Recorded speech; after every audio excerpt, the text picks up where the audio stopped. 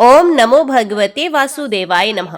आप सभी पर भगवान श्री कृष्ण जी की कृपा सदा सर्वदा बनी रहे। अन्य एकादशी व्रतों की तरह षटतिला एकादशी भी भगवान श्री हरि विष्णु जी की पूजा करने और इस दिन उपवास रखने के लिए समर्पित होती है। भक्त अपने सभी दुखों और दुर्भाग्य को दूर करने के लिए इस व्रत को रखते हैं। षटतिला एकादशी को माघ कृष्ण एकादशी और तिलदा एकादशी के नाम से भी जाना जाता है। ये षट शब्द से बना हुआ, जिसका अर्थ होता है छह, और तिल का अर्थ है तिल के बीज। इस दिन तिल या तिल का उपयोग छह अलग अलग तरीकों से किया जाता है। ऐसा करने से आध्यात्मिक और धार्मिक दोनों ही प्रकार की शुद्धि प्राप्त होती है। इस दिन गरीबों और भूखों को तिल का दान करने का विशेष महत्व होता है। इस दिन पितरों को जल और तिल अर्पण करने की भी प्रथा होती है। षटतिला एकादशी व्रत के प्रभाव से व्यक्ति के जन्म जन्मांतर के सभी पाप और बुरे कर्म नष्ट हो जाते हैं। माना जाता है कि इस दिन जो व्यक्ति जितने तिल दान करता है, उसे उतने 1000 वर्ष तक स्वर्ग में स्थान मिलता है। जो भी भक्त इस दिन 6 प्रकार से तिलों का उपयोग करते हैं, उन्हें कभी भी धन की कमी नहीं होती। उनकी सभी आर्थिक समस्याएं दूर हो जाती हैं। ऐसे भक्त भगवान श्री हरि की कृपा से मृत्यु के बाद वैकुंठ लोक को प्राप्त करते हैं।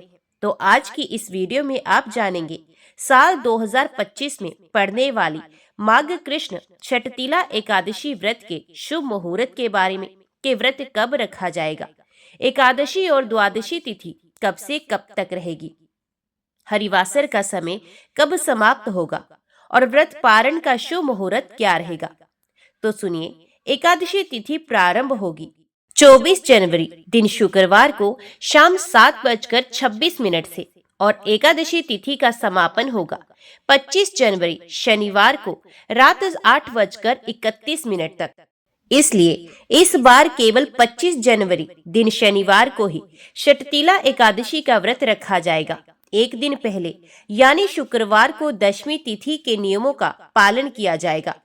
द्वादशी तिथि प्रारंभ होगी 25 जनवरी दिन शनिवार को रात 8:32 से और द्वादशी तिथि का समापन होगा 26 जनवरी रविवार को रात 8:54 तक।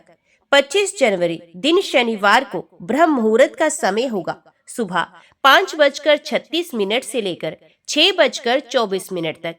सूर्य उदय सुबह 7:13 पर होगा। सूर्यास्त का समय होगा शाम 6:05।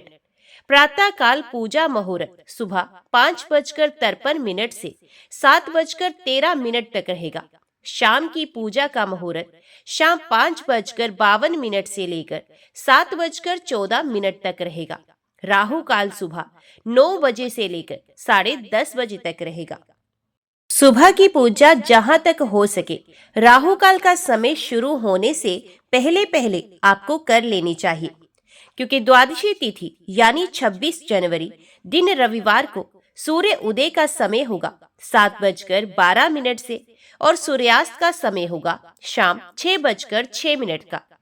ब्रह्म मुहूर्त का सुबह समय होगा 5:36 से 6:24 तक का। प्रातः काल पूजा मुहूर्त सुबह 5:52 से लेकर 7:12 तक रहेगा। अभिजीत मुहूर्त दोपहर 12:17 से लेकर 1:01 तक रहेगा और राहु काल का अशुभ समय रहेगा शाम 4:30 से लेकर शाम 6 बजे तक। हरिवासर का समय इस दिन समाप्त होगा 26 जनवरी दिन रविवार को सुबह 2 बजे तक, यानी कि शनिवार की मध्य रात्रि का ये समय रहेगा। तो आप रविवार को शुभ मुहूर्त में व्रत का पारण करेंगे और व्रत पारण का शुभ मुहूर्त रहेगा 26 जनवरी दिन रविवार को सुबह 7:12 से लेकर 9:05 तक। व्रत हमेशा शुभ मुहूर्त में ही खोलना चाहिए। अगर किसी कारण से आप सुबह के समय व्रत ना खोल पाए, तो ऐसे में दोपहर के 1 बजे से 3 बजे के बीच में भी आप व्रत को खोल सकते हैं। षटतिला एकादशी की कथा भगवान विष्णु ने नारद मुनि को सुनाई थी। भगवान कहते हैं, हे देव ऋषि, बहुत पहले मृत्यु लोक में एक ब्राह्मणी रहा करती थी। वे हमेशा व्रत उपवास करती थी। एक बार उसने 1 मास तक उपवास किया, जिसका कारण उसका शरीर कमजोर हो गया और फिर उसने देवताओं और ब्राह्मणों को बिल्कुल भी दान नहीं किया। मैंने ध्यान किया कि इस ब्राह्मणी ने उपवास से अपना शरीर तो पवित्र कर लिया है, इसके प्रभाव से इसको वैकुंठ लोक भी मिल जाएगा, लेकिन इसके कभी अन्न का दान नहीं किया। बिना अन्न दान के जीव की तृप्ति कठिन होती है। उस ब्राह्मणी के कल्याण की इच्छा से मैं एक भिक्षु का रूप धारण करके उसके पास भिक्षा मांगने के लिए गया। उसने मुझे बदले में मिट्टी का एक पिंड दे दिया। मैं वही लेकर वैकुंठ लोक वापस आ गया।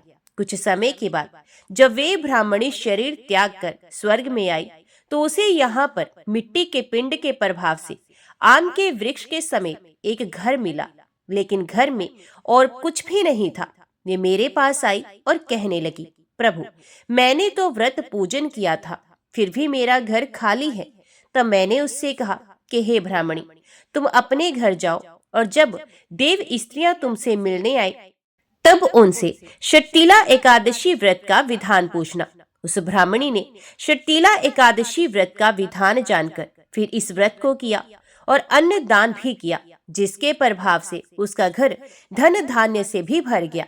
इस प्रकार जो भी भक्त इस एकादशी का उपवास रखकर अन्न का दान करता है, उसके जीवन के सभी पाप नष्ट हो जाते हैं और ऐसा व्यक्ति वैकुंठ लोक में भी सभी सुखों को भोगता है। आज की ये वीडियो अगर आपको अच्छी लगी हो, ये जानकारी आपको पसंद आई हो, तो वीडियो को लाइक करके कमेंट बॉक्स में भगवान विष्णु की जय जरूर लिखिएगा और चैनल को भी सब्सक्राइब कीजिएगा। साथ ही इस जानकारी को और लोगों के साथ भी शेयर कीजिएगा। जय श्री कृष्ण।